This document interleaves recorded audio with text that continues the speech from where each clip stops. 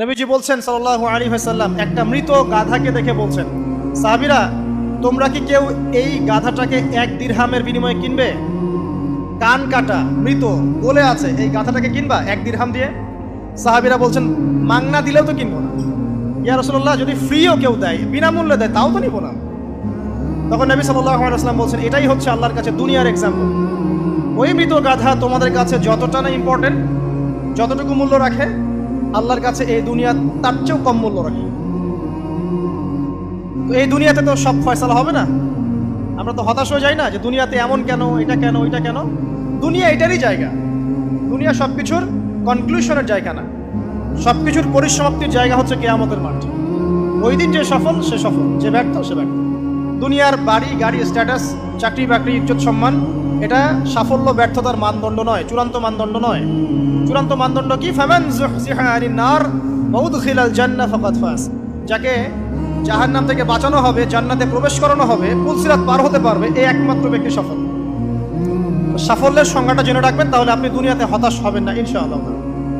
এবার কি হলো, যখন আদম আলাইহিস সালাম সমস্ত নাম শিক্ষা দেওয়া সমস্ত নাম বলে দিলেন, এখানে নাম মানে কিন্তু খালি নাম নয়, জ্ঞান বলে দিলেন, তখন আল্লাহ রাব্বুল আলামিন ফেরেশতাদেরকে বললেন, তোমরা সবাই এখন আদমকে সিজদা করো। ওয়া ইয কুলনা লিল মালাইকাতি ইসজুদু লি আদম। আল্লাহ পাক এবার বলছেন, আমি সমস্ত মালায়েকাকে বললাম তোমরা আদমকে সিজদা করো। ফাসাজাদু, সবাই সিজদা করলো, ইল্লা ইবলিস, ইবলিস সিজদা করলো না। কেন করলে না? ইবলিসকে বলা হচ্ছে, ইয়া ইবলিস মা মানাকা আল্লা তাসজুদা ইয আমারতুক। তোমাকে কে নিষেধ করলো সিজদা করতে ওই আদমকে যাকে আমি আদেশ করেছি? কে নিষেধ করলো? তখন ইবলিস বলছে, খলাকতানি মিন নার ওয়া খলাকতাহু মিন তিন।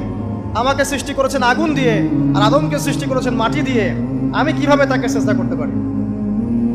ইবলিস বলতে চাইলো যে আপনি যে বলছেন আদমকে সিজদা করো, আদম তো মাটির তৈরি, আমি তো আগুনের তৈরি, তাহলে আপনি ভুল বলছেন। নাউজুবিল্লাহ। আগুন কেন মাটির সামনে নত হবে? মাটি আগুনের সামনে নত হওয়া উচিত। তার কেয়াস হচ্ছে এমন। কেয়াস মানে কি? তার এটা কি? হ্যাঁ, তার এটা যুক্তি, তার এটা যুক্তি এবং দর্শন যে আমি কেন তাকে সিজদা করব? আমি তো আগুনের তৈরি আর আদম হচ্ছে মাটির তৈরি। তো খলাকতাহু মিন নার ওয়া খলাকতানি মিন তিন, খলাকতানি মিন নার ওয়া খলাকতাহু মিন তিন। আমাকে সৃষ্টি করেছেন আগুন দিয়ে, আদমকে সৃষ্টি করেছেন মাটি দিয়ে। আবা ওয়াস্তাকবারা, আল্লাহ পাক বলছেন সে উদ্ধত হলো এবং অহংকার প্রদর্শন করল। আর আল্লাহ পাক অনেক কিছু মাফ করে দেন, কিছু কিছু বিষয় আল্লাহ পাক মোটেই পছন্দ করেন। তার মধ্যে একটা হচ্ছে অহংকার, তার মধ্যে একটা হচ্ছে শিরক, তার মধ্যে একটা হচ্ছে অন্যের হক নষ্ট করা, তার মধ্যে একটা হচ্ছে আদম সন্তানকে হত্যা করা, তার মধ্যে একটা হচ্ছে বৃদ্ধ বয়সে ব্যভিচার করা, তার মধ্যে একটা হচ্ছে মুরতাদ হয়ে যাওয়া। ওই যে খ্রিস্টান হয়ে যাচ্ছেন না, খালি মরেন তারপর বুঝবেন, খালি মালাকুল মউত আসুক তারপর বুঝবেন। আল্লাহ রাব্বুল আলামিন বলছেন তার রাসূলের মাধ্যমে, কেউ যদি সাক্ষ্য দেয় আল্লাহ ছাড়া কোনো মাবুদ নাই, মুহাম্মদ সাল্লাল্লাহু আলাইহি ওয়াসাল্লাম শেষ নবী, ঈসা ইবনে মারইয়াম আল্লাহর প্রেরিত নবী, আল্লাহর পুত্র নন, জান্নাত সত্য এবং জাহান্নাম সত্য, এই 5টা বিষয় যদি কেউ সাক্ষ্য দেয়, ইনশাআল্লাহ সে জান্নাতে যাবে, তার আমল যেমনই হোক না। টাকার বিনিময়ে, চাকরির বিনিময়ে, সমাজ সেবার নামে আর চিকিৎসার নামে ঈমান বিক্রি করে ফেললেন। সুবহানাল্লাহ, সুবহানাল্লাহ। তোমাদের এই পৃথিবীতে বেঁচে থাকার চাইতে মাটির তলে চলে যাওয়া ভালো। আবর্জনার কোনো প্রয়োজন নাই আল্লাহর এই জমিনে। এই মুসলিম উম্মার আবর্জনার কোনো প্রয়োজন নাই। এই মুসলিম উম্মার ইমানদার সাহসী তরুণ প্রজন্মের দরকার। আল্লাহ পাক কবুল করুন, আমিন। এরপরে কি হলো? ইবলিস সিজদা করলো না, আবা ওয়াস্তাকবার, সে উদ্ধত হলো এবং অহংকার প্রদর্শন করলো। এবার আল্লাহ পাক জিজ্ঞাসা করলেন, কেন করলে না? কেন করলে না? সে বললো যে আগুন দিয়ে সৃষ্টি করেছেন আমাকে, তাকে সৃষ্টি করেছেন আপনি মাটি দিয়ে, সো আপনি ভুল, আমি সঠিক, আমি কেন তাকে সিজদা করব? আল্লাহ পাক তখন আর তার প্রতি রহম করলেন না। আল্লাহ পাক তখন তাকে বলছেন, ফাখরুজ মিনহা, এখান থেকে বেরো।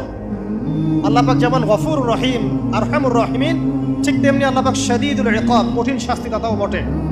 আল্লাহ পাক শুধু কি দয়াই করবেন, শাস্তি দিবেন না? দিবেন। ফাখরুজ, অপদস্থ হয়ে, লাঞ্ছিত হয়ে এখান থেকে বের হয়ে যাও। এখানে অহংকার করার অধিকার তোমাকে দেওয়া হয় না, এখান থেকে বের হয়ে যাও। এবার ইবলিস বের হয়ে যাচ্ছে। বের হয়ে যাওয়ার সময় ইবলিস বলছে রব্বি। কি বলছে?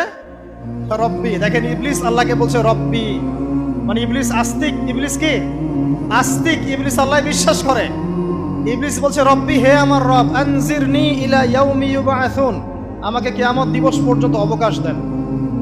আমাকে তো বের করে দিচ্ছেন, ঠিক আছে, আমাকে কিয়ামত দিবস পর্যন্ত অবকাশ দেন। শব্দ চয়ন হচ্ছে রব্বি, হে আমার রব।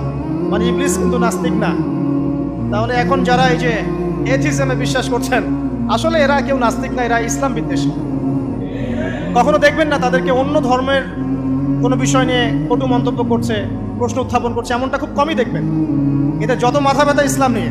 এখানে দেখেন ইবলিসের কথা বলছি, ইবলিস কিন্তু আস্তিক। ইবলিস কি বলছে? রব্বি আনজিরনি ইলা ইয়াউমি ইউবআসুন, হে আমার রব। ইবলিস জানে যে আল্লাহ তার রব। ওই যে সূরা হাশরের শেষের দিকে পড়ে দেখবেন ইবলিস বলে উকফুর, তোমরা কুফরি করো।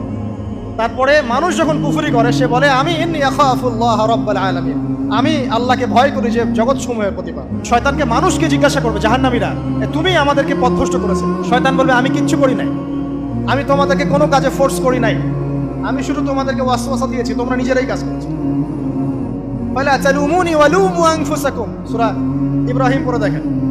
শয়তান বলবে তোমরা আমাকে লানত করো না, নিজেদেরকেই লানত করো, আমি তো তোমাদেরকে বাধ্য করে কাজ করাই নাই, তোমরা নিজেরাই করেছো এই কাজ। আসুন সামনে যাই। এবার আল্লাহ পাক যখন ইবলিসকে বের করে দিলেন, সে বলছে আমাকে কিয়ামত পর্যন্ত অবকাশ দিন। কিয়ামত পর্যন্ত অবকাশ নিয়ে ইবলিস কি করবে? উত্তর, ইবলিস বলছে ফাবিমা আগওয়াইতানি, হে আল্লাহ, যে কারণে বা যে আদমের কারণে আপনি আমাকে এখান থেকে বের করে দিলেন, লাআকউদান্না লাহুম সিরাতাকাল মুস্তাকিম, আমি সে আদম সন্তানের সরল পথে ওত পেতে বসে থাকব। শয়তানের কথা কি মনে থাকবে যুবক ভাইরা? শয়তানের চ্যালেঞ্জ কি? আমি আদম সন্তানের সরল পথে ওত পেতে বসে থাকবো, মানে আমার আপনার সবার পথে সে ওত পেতে বসে আছে। এটা যদি মাথায় থাকে তাহলে জীবনে চলা সহজ হয় না? আর কি করবো? সুম্মা লাআতিয়ান্না মিন বাইনি আইদিহিম, শুধু বসেই থাকবো না, আমি আসবো তাদের সামন থেকে, ওয়া মিন খালফিহিম, তাদের পিছন থেকে, ওয়া আন আইমানিহিম, তাদের ডান দিক থেকে, ওয়া আন শামাইলিহিম, তাদের বাম দিক থেকে, ওয়ালা তাজিদু আকসারাহুম শাকিরিন, হে আল্লাহ, আপনি বেশিরভাগ আদম সন্তানকে শুকরগুজার পাবেন না। কার কথা? শয়তানের এই কথাটা কি সত্য না মিথ্যা? এখন বেশিরভাগ লোক নামাজ পড়ে না পড়ে না? পড়ে। বেশিরভাগ মুসলিমের দাড়ি আছে না নাই? বেশিরভাগ মুসলিম সুদ খায় না খায় না? এখন বেশিরভাগ তরুণ প্রজন্ম জেনায় আছে না নাই? পর্নোগ্রাফি সবাই দেখে না দেখে না? অন্যের সম্পদ আত্মসাৎ মানুষ করছে না? দুর্নীতি করছে না? ঘুষ খাচ্ছে না? ইসলামের বিধান 100% পালন করে কত পার্সেন্ট মানুষ? খুব কম। আচ্ছা বাদ দেন এত বড় বড় কথা, শুধু কোরআনুল কারীম তেলাওয়াত করতে পারে কতজন মানুষ? বলি না আমরা 90% মুসলিমের বাংলাদেশ, তো 90% মুসলিমের বাংলাদেশে কত ভাগ মুসলিম কোরআন তেলাওয়াত করতে পারে? একটা শুমারি করে দেখেন, কোরআন শুমারি। এটা কোরআন শুমারি করে দেখেন যে কত পার্সেন্ট মুসলিম শুদ্ধ করে কোরআন পড়তে পারে। যারা পড়তে জানে তাদেরও পড়া যে কত ভুল আছে, আলেম ওলামার কাছে গেলে বুঝতে পারবেন। আর এই ভুলের কারণে যে অর্থ কত পরিবর্তন হচ্ছে আপনি তো জানেনই না। তো এই যে শয়তান বলেছে ওয়ালা তাজিদু আকসারাহুম শাকিরিন, আপনি বেশিরভাগই শুকরগুজার পাবেন। তো কথা সত্য না মিথ্যা? দেখেন ও কিন্তু তার মিশনের মধ্যে ঠিকই আছে। কথা যে সত্য তার প্রমাণ সহিহ বুখারীর একটা হাদিস, যেটা 4 বার এসেছে বুখারীর মধ্যে, যে আদম আলাইহিস সালামকে ডাকা হবে কিয়ামতের মাঠে, ডেকে বলা হবে তোমার সন্তানদের মধ্য থেকে জাহান্নামীদেরকে আলাদা করে দাও। আদম আলাইহিস সালাম বলবেন কতজনকে আলাদা করে দিব? আল্লাহ পাক বলবেন প্রতি 1099 জনকে জাহান্নামের জন্য আলাদা করে দাও। শয়তানের কথা ঠিক না বেঠিক? এবার আল্লাহ রাব্বুল আলামিন তাকে বের করে দিলেন। ইবলিস এবার বের হয়ে গেল, চ্যালেঞ্জও করলো। এবার আল্লাহ পাক আদম আলাইহিস সালামকে ডেকে বলছে ইয়া আদম, এবার আদম আলাইহিস সালামের এই যে পাজর মানে বুকের পাজর, এখান থেকে তার সঙ্গিনীকে সৃষ্টি করা হবে। কারণ আদম আলাইহিস সালাম একাকী ছিলেন, একা একাকী থাকা যায়? একা একা থাকতে কষ্ট হয় না? একজন জীবন সঙ্গী লাগে না? তো আদম আলাইহিস সালামের এই বাম পাজরের হাড় থেকে হাওয়া আলাইহিস সালামকে সৃষ্টি করা হবে। সৃষ্টি করার পর আরো একটা ঘটনা আছে যে আল্লাহ রাব্বুল আলামিন আদম আলাইহিস সালামের পিঠের যে অংশটুকু আছে, এই অংশটুকু থেকে আগামীতে যত আদম সন্তান আসবে সবাইকে ছোট ছোট পিঁপড়ার আকৃতিতে সামনে নিয়ে দেখালেন। সুবহানাল্লাহ। যত আদম সন্তান আসবে আল্লাহ পাক সবাইকে আদমের সামনে দেখালেন। এবং বললেন এই যে শুভ্র অংশ যারা, মানে সাদা অংশ যারা, তারা তোমার সন্তানদের মধ্য থেকে সবাই জান্নাতি। আর তোমার এই যে বাম পাশে যেগুলো কালো কালো ছোট ছোট আকৃতি দেখছো, এগুলো সব তোমার সন্তানদের মধ্য থেকে জাহান্নামী। আমরা দোয়া করি আমরা তাদের অন্তর্ভুক্ত না হই। এবার আল্লাহ পাক সবাইকে বললেন, সূরা আরাফের মধ্যে আসছে 182 নম্বর আয়াতে মনে হয়, আল্লাহ পাক বলেন আলাস্তু বিরব্বিকুম, হে আদমের সন্তানরা, আমি কি তোমার রব নই? আমি কি তোমাদের রব নই? আলাস্তু বিরব্বিকুম, আমি কি তোমাদের রব নই? আলাস্তু বিরব্বিকুম, আমি কি তোমাদের রব নই? আমরা সবাই তখন বলেছিলাম বালা ইয়া রব্বি, অবশ্যই আপনি আমাদের রব। আমরা এখন ভুলে গেছি না? আমরা সবাই এই সাক্ষী দিয়ে আসছি রুহের জগতে। আর রুহের জগৎ বলে একটা জগৎ আছে, অনেক জগৎ আছে। রুহের জগৎ একটা, দুনিয়ার জগৎ একটা, জিন জাতির জগৎ আলাদা, বারজাখ পরকালে যে কবরে রাখার পরে বারজাখের জগৎ একটা, আর দারুল করার যেটা হবে একদম জান্নাত জাহান্নাম, ওটা আরেকটা জগৎ। এই যে মহাবিশ্ব যে সম্প্রসারিত হচ্ছে, এক এক গ্যালাক্সিতে এক একটা জগৎ না, এরকম বহু জগৎ আছে। রুহের জগতে আমরা এই ওয়াদা আল্লাহর কাছে করে এসেছি। এটাকে আহদে আলাস্তু বলে। কি বলে? আহদে আলাস্তু, মানে আলাস্তু বিরব্বিকুম, আমি কি তোমাদের রব নই? আমরা বলেছিলাম হ্যাঁ আপনি আমাদের রব।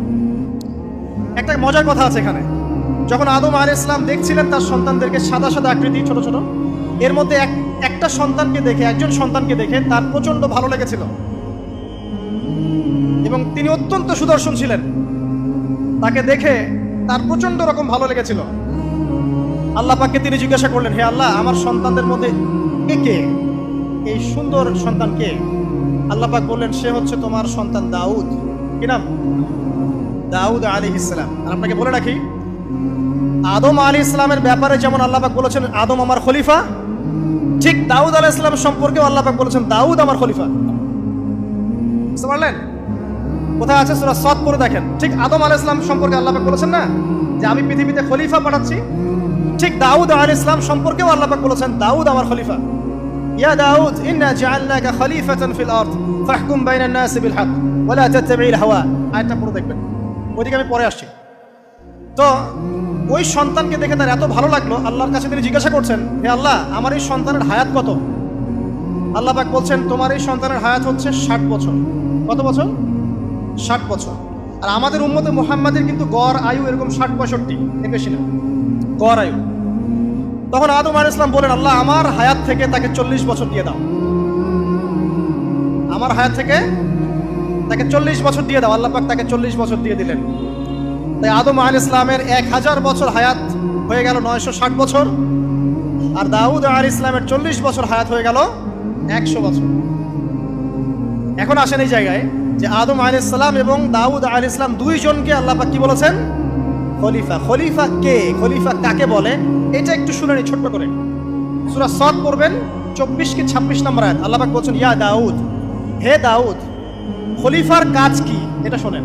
হে দাউদ, ইন্না জাআলনাকা খলিফাতান ফিল আরদ, নিশ্চয়ই আমি আল্লাহ তোমাকে পৃথিবীতে খলিফা করেছি। কি করেছি? খলিফা করেছি। তোমার কাজ কি? ফাহকুম বাইনান নাসি বিল হক, মানুষের মাঝে আল্লাহর বিধান দ্বারা হকের মানদণ্ডে বিচার ফয়সালা করবে। তাহলে আল্লাহর খলিফার দায়িত্ব কি? আল্লাহর বিধান দ্বারা বিচার ফয়সালা করা। ওয়ালা তাত্তাবি'ল হাওয়া, তুমি নিজের প্রবৃত্তির অনুসরণ করবে না। ফায়ুদিল্লাকা আন সাবিলিল্লাহ, তাহলে তোমাকে এটা সরল পথ থেকে বিচ্যুত করে দেবে। ইন্নাল্লাযীনা ইউদিল্লুনা আন সাবিলিল্লাহ, নিশ্চয় যারা আল্লাহর পথ থেকে বিচ্যুত হয়ে যায়, লাহুম আযাবুন শাদীদ, তাদের জন্য কঠিন শাস্তি আছে। বিমা নাসু ইয়াউমাল হিসাব, এই কারণে যে তারা হিসাবের দিনটা ভুলে গেছে। এই আয়াত থেকে খলিফার ফাংশন বুঝতে পারলেন? খলিফার ফাংশন কি? আপনি যা ইচ্ছা তাই ফয়সালা করবেন, নিজের মন গড়া যা ইচ্ছা রচনা করবেন। ফাহকুম বাইনান নাসি বিল হক, মানুষের মধ্যে হকের মানদণ্ডে বিচার ফয়সালা করুন। হকটা কি জিনিস? আমার দর্শন হক, আমার ফিলোসফি হক, আমার যুক্তি, আমার বিজ্ঞান, এগুলোই হকের মানদণ্ড। হকের মানদণ্ড কি? কোথায় উত্তর আছে? কোরআনেই উত্তর আছে। কোন সূরা? সূরা কাহফ। কত নম্বর আয়াত? আয়াত নাম্বার 29। আল্লাহ পাক বলছেন, ওয়াকুলিল হাক্কু মির রাব্বিকুম, হক সেটাই যা তোমার রবের পক্ষ থেকে নাযিল। কথা কি ক্লিয়ার? হক কি জিনিস? যা তোমার রবের পক্ষ থেকে নাজিল হয়। ফামান শাআ ফালইউমিন, যার ইচ্ছা হয় সে স্বীকার করুক। ওয়ামান শাআ ফালইয়াকফুর, যার ইচ্ছা হয় সে অস্বীকার করুক। ইন্না আ'তাদনা লিযালিমিনা নারান, অস্বীকারকারী জালেমদের জন্য আমি আগুন প্রস্তুত করে রেখেছি। তো এখানে আপনি হকের সংজ্ঞা পেলেন এবং হকের মানদণ্ডে বিচার ফয়সালা করলে পরে খলিফা হয়। যদি আল্লাহ পাকের হকের মানদণ্ডে কেউ ফয়সালা না করে সে আল্লাহর খলিফা নয়, সে শয়তানের খলিফা। কথা কি ক্লিয়ার? আচ্ছা, এখন যদি আপনি বাধ্য হন কোনো ক্ষেত্রে সেটা আলাদা বিষয়, বাধ্য হয়েছেন সেটা আলাদা বিষয়, কিন্তু আকীদা স্পষ্ট থাকতে হবে যে আল্লাহ রাব্বুল আলামিনের বিধান চূড়ান্ত, এর উপর কোনো বিধান নাই। এখন আপনি আদম এবং দাউদ আলাইহিস সালামের মধ্যে একটা সম্পর্ক বুঝতে পারলেন। এবার আল্লাহ পাক আদম আলাইহিস সালামকে ডাকলেন, ডেকে বলছেন, আদম এবং হাওয়া, তোমরা দুজন উসকুন আনতা ওয়া যাওজুকাল জান্নাহ, এবার তুমি আর তোমার স্ত্রী হাওয়া তোমরা জান্নাতে থাকো। ফাকুলা মিনহা রাগাদান হাইথু শি'তুমা, জান্নাতের যেখান থেকে ইচ্ছা তোমরা ফল খাও বা যা ইচ্ছা তাই করো, সবকিছু উন্মুক্ত তোমাদের জন্য জান্নাতে। একটা বিষয়, ওয়ালা তাকরাবা হাদিহিস শাজারা, এই যে গাছটা দেখছো এই গাছের কাছেও যাবে না। এখানে শব্দ এমন না যে গাছের ফল খাবে না, শব্দ হচ্ছে এমন গাছের কাছেও যাবে না। যেমন ওয়ালা তাকরাবু জিনা, জিনা করবে না আল্লাহ পাক বলেননি, বলেছেন জিনার কাছেও যাবে না। ওয়ালা তাকরাবু মাল আল ইয়াতীম, ইয়াতীমের মাল খাবে না আল্লাহ পাক বলেন নাই, আল্লাহ বলছেন ইয়াতীমের মালের কাছেও যেও না। আমি কি বুঝাতে পারছি? এই গাছের কাছেও যেও না। এবার জান্নাতে তারা থাকতে লাগলেন। এবার ইবলিস তো আর হাল ছেড়ে দেয় নাই, সে কি বলেছিল, ডান বাম সামন পিছন সব দিক থেকে আসবে। সে এসে ওয়াসওয়াসা দেয়। কি ওয়াসওয়াসা দেয়? হে আদম হাল আদুল্লুকা, আমি কি তোমাকে বলে দিব, আলা শাজারাতিল খুলদ ওয়া মুলকিন লা ইয়াবলা, হে আদম আমি কি তোমাকে বলে দিব এমন একটা গাছের কথা যেই গাছের ফল খেলে পরে তুমি চিরস্থায়ী জীবন লাভ করবে, কোনোদিন মারা যাবে না। এই চিরস্থায়িত্বের টোপ দিচ্ছে কে? এই চিরস্থায়ী ক্ষমতার টোপে মানুষ পথ হারাচ্ছে না পৃথিবীতে। ওয়া মুলকিন লা ইয়াবলা, এমন রাজত্ব পাবে যেই রাজত্ব কখনো ক্ষয় হবে না। চিরস্থায়িত্বের টোপ, রাজত্বের টোপ, এই দুটোই হচ্ছে পৃথিবীতে মানুষকে পথভ্রষ্ট করার শয়তানের অস্ত্র। কথা মনে বুঝতে পারেন না? আমার মাথার উপর দিয়ে যাচ্ছে, বুঝতে পারবেন ইনশাআল্লাহ। তো টোপ দিচ্ছে দুইটা, হাল আদুল্লুকা আলা শাজারাতিল খুলদ ওয়া মুলকিন লা ইয়াবলা। করতে করতে করতে করতে একদিন সত্যি সত্যি আমাদের পিতামাতা সেই গাছের কাছে চলে গেলেন। যখনই চলে গেলেন, ফালাম্মা যাকাশ শাজারা, যখন তারা গাছের কাছে চলে গেলেন, বাদাত লাহুমা সাওআতিহিমা, তাদের পরনে যে জান্নাতি কাপড় ছিল ধাপাস করে খুলে পড়ে গেল। ইন্না লিল্লাহি ওয়া ইন্না ইলাইহি রাজিউন। আমাদের পিতামাতাকে পুরো মহাবিশ্বে ফেরেশতাদের সামনে জান্নাতে নগ্ন করে দিল ইবলিস। আমি মনে বুঝাতে ব্যর্থ হচ্ছি। আমাদের পিতামাতাকে জান্নাতে ফেরেশতাদের সামনে, সবার সামনে নগ্ন করে কাপড় খুলে ফেললো কে? ইবলিস। তো এখন যে কাপড় খোলার সংস্কৃতি চলছে, কারা এরা? ওরা জিন শয়তান, এগুলো মানুষ শয়তান। শয়তান দুই প্রকার, মিনাল জিন্নাতি ওয়ান নাস, জিন শয়তান আর মানুষ শয়তান। ওই জিন শয়তান এদেরকে ওয়াসওয়াসা দিয়ে দিয়ে নগ্ন করেছে। এরা এখন নগ্নতার আন্দোলন শুরু করেছে এবং আমি জানি কয়দিন পরে এটা বিকিনি পরেও ঘুরবে। অবাক হচ্ছেন? কিয়ামতের আলামতের মধ্যে অন্যতম হচ্ছে মানুষ রাস্তার ধারে ধারে জেনা করবে, রাস্তার মনে মনে জেনা হবে। তখনকার সবচেয়ে ভালো মানুষ হবে সেই ব্যক্তি যে গিয়ে বলবে, বাবা তোমরা জেনা করছো, এই দেয়ালের পিছনে গিয়ে করতে পারলা না, সে হবে সবচেয়ে ভালো মানুষ। এই যে কাপড় খোলার সংস্কৃতি শুরু হয়েছে, এটা কার সংস্কৃতি? বাদাত লাহুমা সাওআতিহিমা। আল্লাহ পাক আরো বলছেন, ইয়া বানি আদম, হে আদম সন্তান, লা ইয়াফতিনান্নাকুমুশ শাইতান, শয়তান যেন তোমাদেরকে ফিতনায় ফেলতে না পারে। কামা আখরাজা আবাওয়াইকুম মিনাল জান্নাহ, ঠিক যেভাবে শয়তান তোমাদের পিতামাতাকে জান্নাত থেকে বের করে দিয়েছিল। আর কি করেছিল? কামা আখরাজা আবাওয়াইকুম মিনাল জান্নাহ ইয়ানজিউ আনহুমা লিবাসাহুমা, শয়তান তোমাদের পিতামাতার লেবাস পোশাক খুলে ফেলেছিল। ঠিক এভাবেই যেন পৃথিবীতে শয়তান তোমাদেরকে ফিতনায় ফেলতে না পারে, আল্লাহ পাক সতর্ক করছেন। এখন কি বুঝতে পারছেন? এই নগ্নতার যে ছয় লাভ, নগ্নতা, অশ্লীলতা, পর্নোগ্রাফি, বেহায়াপনা, ফ্রি মিক্সিং, নারীদেরকে নগ্ন করে রাস্তায় বের করে নিয়ে আসা, এগুলো কার এজেন্ডা?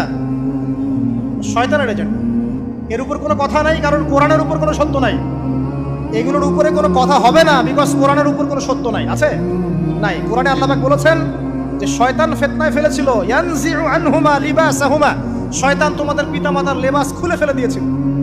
ওয়া তাফিকা ইয়াখতিফানি আলাইহিমা মিন ওয়ারাকিল জান্নাহ, তখন আমাদের পিতামাতা জান্নাতের গাছের যে এই যে পাতাগুলো আছে এগুলো ছিঁড়ে ছিঁড়ে লজ্জাস্থান থাকতে লাগলেন। ইন্না লিল্লাহ। আমাদের পিতামাতার কি দুর্দশা হয়েছিল, আমাদের পিতামাতার কি দুর্দশা, কি লজ্জা হয়েছিল তখন। চিন্তা করে দেখেন, শয়তান কাপড় খুলে ফেলে দিয়েছে। আর আমাদের পিতামাতা, আমাদের মা, আমাদের বাবা জান্নাতের এই যে পাতাগুলো ছিঁড়ে ছিঁড়ে গায়ের লজ্জাস্থান ঢাকা শুরু করেছেন, কি পরিমাণ লজ্জা চিন্তা করেন। আপনাকে যদি এখানে কেউ নগ্ন করে ফেলে, আপনি যদি না চান বিষয়টা, সবাই জোর করে আপনার কাপড় খুলে ফেলে, আপনার কেমন লাগবে? কেমন লাগবে? এই ঘটনা ঘটেছে মহাবিশ্বে, শয়তান ঘটিয়েছে।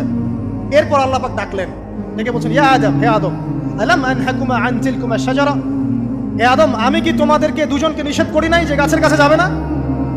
আমি কি তোমাদের দুজনকে নিষেধ করি নাই যে তোমরা গাছের কাছে যাবে না? তখন আদম আলাইহিস সালাম বুঝতে পারলেন যে তারা একটা বড় ভুল করে ফেলেছে। তারপর আল্লাহ রাব্বুল আলামিন দয়া পরবশ হয়ে আদম এবং হাওয়া আলাইহিস সালামকে কালিমা শিক্ষা দিলেন, তওবার কালিমা, যেই কালিমা দিয়ে তারা তওবা করতে পারেন। সেই কালিমা হচ্ছে রব্বানা যালামনা আনফুসানা ওয়া ইল্লাম তাগফির লানা ওয়া তারহামনা লানাকুনান্না মিনাল খাসিরিন। এই দোয়া শিখে নিয়ে আদম এবং হাওয়া আলাইহিস সালাম তওবা করলেন। আল্লাহ পাক তাদের তওবা কবুল করে মাফ করে দিলেন। কিন্তু জান্নাতে আর থাকা হলো না। আল্লাহ পাক বলেন, কুল নাহবিতু মিনহা জামিআ, এবার তোমরা সবাই মিলে এখন পৃথিবীতে নেমে যাও। আল্লাহ মাফ করে দিলেন, কিন্তু তোমরা এখন পৃথিবীতে নেমে যাও, জান্নাতে আর থাকা হবে না। খেয়াল করে দেখেন, ইবলিসও আল্লাহর আদেশ মানে নাই। আল্লাহ বলেছেন সেজদা করো, ইবলিস কিন্তু করে নাই। আবার আমাদের পিতা আদম আলাইহিস সালামকে আল্লাহ পাক বলেছেন গাছের কাছে যেও না, তারা চলে গেছেন। দুটোই কি অবাধ্যতা নয়? তাহলে ইবলিসকে চিরস্থায়ী জাহান্নামী করা হলো, আদম সন্তানকে কেন করা হলো না? উত্তর, আদম সন্তান আদম আলাইহিস সালাম তওবা করে ফিরে এসেছে, ইবলিস আসে নাই। তাই আমাদের দ্বারা পদে পদে ভুল হবেই, তওবা করে ফিরে আসলেই গুনাহ মাফ ইনশাআল্লাহ। আর যদি ইবলিসের মতো গুনার উপর গুনাহ করতেই থাকেন আর বলেন যে আমি ঠিক কাজ করছি, তাহলে ইনশাআল্লাহ ওই যে জাহান্নাম অপেক্ষা করছে। ইবলিস থেকে আল্লাহ পাক বললেন যে তুমি এবং তোমার অনুসারী যারাই থাকবে সবাইকে দিয়ে লাআমলাআন্না জাহান্নামা মিনকুম আজমাইন, তোমাদের সবাইকে দিয়ে আমি জাহান্নাম পরিপূর্ণ করব। নাউযুবিল্লাহ। এবার সবাই পৃথিবীতে নেমে আসলো। পৃথিবীতে এসেই কি আল্লাহ পাক ছেড়ে দিলেন? না। আল্লাহ রাব্বুল আলামিন বলছেন, কুল নাহবিতু মিনহা জামিআ, তোমরা পৃথিবীতে নেমে যাও। ফাইম্মা ইয়াতিয়ান্নাকুম মিন্নি হুদান, দুনিয়াতে যাচ্ছ যাও, তবে মনে রেখো যে আমার পক্ষ থেকে তোমাদের কাছে হেদায়েতের বাণী আসবে। আমার পক্ষ থেকে তোমাদের কাছে হেদায়েতের বাণী আসবে। ফামান তাবিআ হুদায়া ফালা খাউফুন আলাইহিম ওয়ালা হুম ইয়াহজানুন, যারা আমার হেদায়েতের বাণীগুলো মেনে চলবে তাদের কোনো ভয় নাই, কোনো দুশ্চিন্তাও নাই। ওয়াল্লাযীনা কাফারু ওয়া কাযযাবু বিআয়াতিনা, কিন্তু যারা আমার আয়াতকে কুফরি করবে, মিথ্যা প্রতিপন্ন করবে, ফাউলাইকা আসহাবুন নার, তারা হবে জাহান্নামের অধিবাসী। হুম ফিহা খালিদুন, তারা সেখানে চিরস্থায়ী হবে। এই সহজ সরল জীবন দর্শন দিয়ে আল্লাহ পাক পৃথিবীতে পাঠিয়ে দিলেন। এবার শুরু হলো পৃথিবীতে পথ চলা। পৃথিবীতে পথ চলার ক্ষেত্রে অনেক কিছু সৃষ্টি করতে হলো, আবিষ্কার, কৃষিকাজ, এটা ওটা সবকিছু। আদম আলাইহিস সালামকে আল্লাহ পাক সেই জ্ঞান ওহীর মাধ্যমে শিক্ষা দিলেন। কৃষিকাজ আল্লাহ পাক শিক্ষা দিয়েছেন, চাকা সৃষ্টি করা আল্লাহ পাক শিক্ষা দিয়েছেন, বাহন সৃষ্টি করা আল্লাহ পাক শিক্ষা দিয়েছেন। যত রকম জ্ঞান আছে সমস্ত জ্ঞান এসেছে নবীদের পক্ষ থেকে। সবকিছু জ্ঞানের মূল ভিত্তি এসেছে নবীদের কাছ থেকে, আল্লাহর ওহীর কাছ থেকে। যত সভ্যতা দেখছেন বড় বড়, সমস্ত সভ্যতা শুরু হয়েছে নবী দ্বারা, এবং সভ্যতা শেষও হবে একজন নবী দ্বারা। তার নাম কি? ঈসা ইবনে মারইয়াম। আদম আলাইহিস সালাম আল্লাহর দেয়া শিক্ষায় শিক্ষিত হয়ে দুনিয়াতে চলতে লাগলেন এবং তওবা ইস্তেগফার করতে লাগলেন, কাঁদতে লাগলেন। দীর্ঘকাল তারা ক্রন্দন করেছেন। কি কারণে? ওই যে একটা ভুল তারা করে ফেলেছে। দুনিয়াতে এসে ক্রন্দন করতে করতে করতে করতে আল্লাহ রাব্বুল আলামিন এক পর্যায়ে তওবা কবুল করে ফেললেন। এবার সামনে যান। তাদের সন্তান হলো হাবিল এবং কাবিল। নাম শুনেছেন? শোনেন নাই? হাবিলের কুরবানি কবুল হয়, কাবিলের কুরবানি কবুল হচ্ছে না। বিকজ কাবিল এর কুরবানির মধ্যে ইখলাস নাই। ভাইয়ের কুরবানি কেন কবুল হচ্ছে, আমারটা কেন হচ্ছে না? হিংসার বশবর্তী হয়ে কাবিল হাবিলকে হত্যা করে ফেললো। নবী পরিবারের সদস্য হয়েও কাবিল এরকম অন্যায় করে ফেলল। আর কি হলো? রাসূল সাল্লাল্লাহু আলাইহি সাল্লাম বলেছেন, পৃথিবীতে যত মানুষ অন্যায়ভাবে নিহত হবে, পৃথিবীতে যত মানুষ অন্যায়ভাবে খুন হবে, সমস্ত খুনের পাপের একটা অংশ কাবিলের আমলনামায় যুক্ত হবে। কারণ সেই প্রথম খুন চালু করেছে। এই যে আজকে গুনাহে জারিয়া চালু করছেন না, সুদী এনজিও, সুদী সমিতি, সিনেমা হল, এইটা ওইটা, মদের বার, যত গুনাহে জারিয়া চালু করছেন, মৃত্যু হবে, কবরে যাবেন ঠিকই, কিন্তু গুনাহ কমবে না ইনশাআল্লাহ। মনে করেন একজন নগ্ন ছবিতে অভিনয় করেছে, ঠিক আছে? এখন নাই পৃথিবীতে, বা কেউ অশ্লীল গান বাজনা করে দুনিয়া থেকে বিদায় নিয়েছে, দুনিয়াতে তার গান এখনো বাজছে, সে কবরে শুয়ে শুয়েই সেই গোনাগুলো পাচ্ছে। ঠিক আপনি যদি এখন ভালো কোনো কাজ করেন, দিনই কোনো ভালো কাজ করেন, মসজিদ হোক, মাদ্রাসা হোক, এতিমখানা হোক, বিধবাদের কোনো প্রকল্প হোক, বৃদ্ধাশ্রম হোক, মানবতার কোনো কল্যাণমূলক কাজ হোক, মৃত্যুর পরেও ইনশাল্লাহ আপনি নেকি পেতে থাকবেন। সদকায়ে জারিয়া আর গুনাহে জারিয়া ভালো করে বুঝবেন। একটা গুনাহ করে মাফ নেওয়া আলাদা বিষয়, আর গুনাহ চলতে থাকাটা আরেকটা বিষয়। আল্লাহ আমাদেরকে হেফাজত করুন, আমিন। নবী পরিবার এগিয়ে গেল এবং তাদের সময়ে তারা শুধু ক্রন্দন করেছেন, ইবাদত করেছেন, আল্লাহর কাছে ইস্তেগফার করেছেন এবং ওই যে জান্নাতে ফিরে যাওয়ার জন্য তারা আপ্রাণ চেষ্টা করেছেন। এক পর্যায়ে আদম আলাইহিস সালামের বয়স যখন 960 বছর হলো, আল্লাহ রাব্বুল আলামিন তাকে ওফাত দিলেন, তার ইন্তেকাল হয়ে গেল। ইন্না লিল্লাহি ওয়া ইন্না ইলাইহি রাজিউন। এরপরেও নবী পরিবার চলতে লাগলো, চলতে চলতে পরবর্তীতে আসলেন নূহ আলাইহিস সালাম, তারপরে ইব্রাহিম, আদ জাতি, তারপর সামুদ, তারপরে শুআয়ব, কওমে মাদিয়ান, মূসা, দাউদ, সুলাইমান, ইসহাক, ইয়াকুব। নবী পরিবার চলতেই লাগলো। এক পর্যায়ে ঈসা আলাইহিস সালামের পরে মুহাম্মদ সাল্লাল্লাহু আলাইহি ওয়াসাল্লামের মধ্য দিয়ে নবীদের সিলসিলা আল্লাহ পাক শেষ করে দিলেন। এভাবেই সভ্যতা এগিয়ে গেছে, এভাবেই আমাদের পিতামাতার হাত ধরে জ্ঞান পৃথিবীতে এসেছে। এবং ওই যে শয়তানের মিথ্যা প্রলোভন, প্রতারণা, এর ফলশ্রুতিতে ওই যে আমাদের পিতামাতার গা থেকে কাপড় খুলে পড়লো, আল্লাহ পাক রাগান্বিত হয়ে সবাইকে দুনিয়াতে নামিয়ে দিলেন, ইবলিসকে চিরস্থায়ী জাহান্নামী ঘোষণা করলেন। কিন্তু আমাদের পিতামাতার ক্রন্দন, তওবা, ইস্তেগফার, আমলের বদৌলতে, আল্লাহর রহমতে আল্লাহ পাক পিতামাতাকে মাফ করে দিলেন। এভাবেই মানব জাতি এগিয়ে যাচ্ছে। আজকে আমরা এই পর্যায়ে পর্যন্ত এসেছি। আদম আলাইহিস সালামের এই সংক্ষিপ্ত জীবনী থেকে আমরা কি শিখলাম? আমরা শিখলাম যে আল্লাহ রাব্বুল আলামিন অনেক ভালোবেসে, অনেক মহব্বত করে, মমতা দিয়ে, মায়া দিয়ে নিজের হাতে আমাদের পিতাকে সৃষ্টি করেছেন। এক, দুই, আমাদের পিতাকে আল্লাহ রাব্বুল আলামিন তার পক্ষ থেকে জ্ঞান শিক্ষা দিয়েছেন। এই কারণে আদম সন্তানরা জন্ম থেকেই দেখবেন কিছু না কিছু জ্ঞানী হয়েই থাকে। জ্ঞান আপনার ডিএনএর মধ্যে থাকেই। আল্লাহ রাব্বুল আলামিন আদম আলাইহিস সালামের মধ্যে রূহ ফুঁকে দিয়েছেন। আল্লাহ রাব্বুল আলামিন আদম আলাইহিস সালামকে জান্নাতে রেখেছেন। আল্লাহ রাব্বুল আলামিন গাছের কাছে যাওয়ার পরেও তওবা ইস্তেগফারের মধ্য দিয়ে তাকে মাফও করে দিয়েছেন। আল্লাহ রাব্বুল আলামিন আদম এবং হাওয়া আলাইহিস সালামের মধ্য দিয়ে এই পৃথিবীতে মানব জাতির সিলসিলা অব্যাহত রেখেছেন এবং কিয়ামত পর্যন্ত যত আদম সন্তান আসবে তাদের জন্য আল্লাহ পাক তার পক্ষ থেকে হেদায়েত প্রেরণ করেছেন। এক যুগে তাওরাত এসেছে, কখনো জাবুর, কখনো ইনজিল, কখনো কোরআন, সর্বশেষ টেস্টামেন্ট হিসেবে কোরআন এসেছে।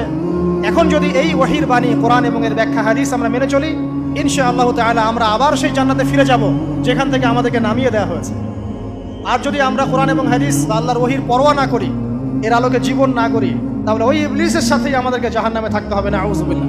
আল্লাহ রাব্বুল আলামিন আমাদের সবাইকে কোরআন এবং সুন্নাহ, আল্লাহর ওহী মেনে চলার তৌফিক দান করুন এবং ইবলিসের খপ্পর থেকে আল্লাহ পাক আমাদেরকে বাঁচিয়ে রাখুন। ইবলিসের যত এজেন্ট আছে, ওদের যে দুরভিসন্ধি, ষড়যন্ত্র এবং শয়তানি ফাঁদ, এগুলো থেকে আল্লাহ পাক আমাদেরকে, আমাদের মা বোনদেরকে, আমাদের পরিবারের সদস্যদেরকে, আমাদের সমাজকে, রাষ্ট্রকে আল্লাহ পাক হেফাজত করুন, বাঁচিয়ে রাখুন, আমিন।